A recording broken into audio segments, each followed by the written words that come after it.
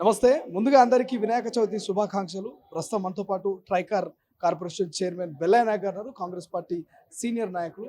బెల్లయ్య నాయక్ గారు ప్రధానంగా నిన్న నూతన పిసిసి అధ్యక్షుడు నియామకం జరిగింది. మహేష్ కుమార్ గౌడ్ అనౌన్స్ చేసారు. సో ఎట్లా ఉంది దీని మీద మీ రియాక్షన్ ఏంటి? ముందుగా మీకు, మా కెమెరామెన్కు, అదేవిధంగా తొలి వెలుగు ప్రేక్షకులకు వినాయక చవితి శుభాకాంక్షలు. ఈ వినాయకుడు ఆశీర్వాదంతో ఆ భగవంతుడు మిమ్మల్ని, మీ కుటుంబాన్ని సుఖ సంతోషాలతో సమృద్ధిగా ఉండేటట్టు దీవించాలని చెప్పి కోరుకుంటా ఉన్నాను. చాలా సంతోషం.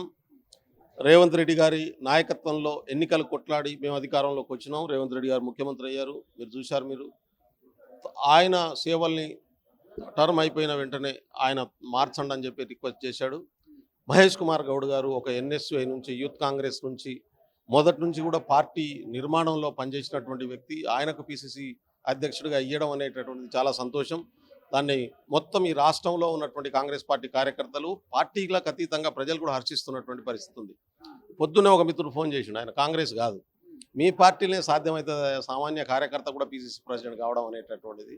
మహేష్ కుమార్ గౌడ్ అపాయింట్మెంట్ను చూస్తే నిజంగా చాలా ఆనందం వేస్తున్నది. కాబట్టి నిజంగా కాంగ్రెస్ పార్టీ గొప్పదని చెప్తా ఉన్నాడు. కాబట్టి అన్ని విధాలుగా మహేష్ కుమార్ గౌడ్ గారు అర్హులు. నిజంగా ఒక మాటలో చెప్పాలంటే గత 8-9 నెలల నుంచి ముఖ్యమంత్రిగా రేవంత్ రెడ్డి గారు ప్రమాణ స్వీకారం చేసినప్పుడు, అంతకుముందు ఎన్నికల్లో కూడా ఎక్కడ కూడా తనకు ఆ రోజు టికెట్ రాకుండా డిసప్పాయింట్ కాకుండా పూర్తిగా పనిచేసినటువంటి వ్యక్తి. ముఖ్యమంత్రి ఎన్నికల ప్రచారానికి పోతే మిగతా నాయకులంతా ఎక్కడిదక్కడ కాంటాక్ట్ చేసి ఎన్నికల్లో ఉంటే మొత్తం పార్టీని సమన్వయం చేసి నడిపించినటువంటి వ్యక్తి మహేష్ కుమార్ గౌడ్ గారు. ఆ తర్వాత పార్టీని ఇప్పుడు కంప్లీట్గా నడిపిస్తున్నటువంటి వ్యక్తి మహేష్ కుమార్ గౌడ్ గారు. పార్టీ సిస్టమ్ తెలిసినటువంటి వ్యక్తి, కార్యకర్తల మనోభావాలు తెలిసినటువంటి వ్యక్తి, ప్రతి ఒక్కరిని ఒక డైరెక్షన్లో నడిపించగలిగినటువంటి శక్తి సామర్థ్యాలు ఉన్నటువంటి వ్యక్తి. నెక్స్ట్ ఎలక్షన్స్లో రాహుల్ గాంధీ గారు ప్రధానమంత్రి కావడం కోసం మొత్తం పార్లమెంట్ అన్ని సీట్లు గెలవాల్సినటువంటి పరిస్థితి ఇక్కడ ఉంది. పార్టీ బలోపేతం కావాల్సినటువంటి అవసరం ఉంది. పార్టీ ఐడియాలజికల్గా బలోపేతం చేయాలనేటటువంటి ఆలోచన ఏఐసిసి ఆలోచిస్తున్నటువంటి పరిస్థితి ఉంది.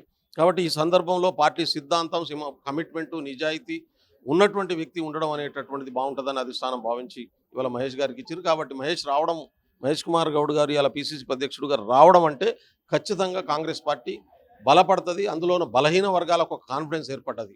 ఇవాళ ఎస్సీ ఎస్టీ బీసీలకు ఒక కాన్ఫిడెన్స్ ఏర్పడ్డది, మైనార్టీలకు ఒక కాన్ఫిడెన్స్ ఏర్పడుతుంది. కాంగ్రెస్ పార్టీ అన్ని వర్గాలను సమన్వయంతో నడిపిస్తుందనే ఒక విశ్వాసం పూర్తి స్థాయిలో వచ్చినటువంటి పరిస్థితి ఉంది.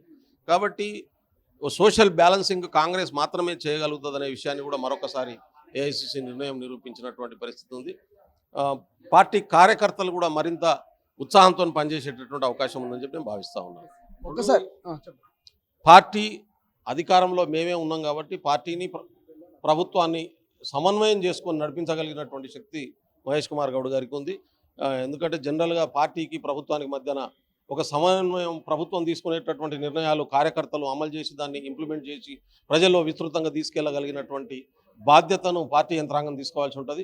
కాబట్టి ఆ పార్టీ యంత్రాంగం ప్రభుత్వ నిర్ణయాల్ని అమలు చేస్తున్నటువంటి నిర్ణయాల్ని, తద్వారా పార్టీ ఎన్నికల మేనిఫెస్టోలో ఇచ్చినటువంటి హామీల్ని ప్రభుత్వంతో అమలు చేయించడం అనేటటువంటి బాధ్యతను కూడా ఒక సమర్థవంతంగా చేయగలిగినటువంటి కెపాసిటీ మహేష్ కుమార్ గౌడ్ గారికి ఉంది.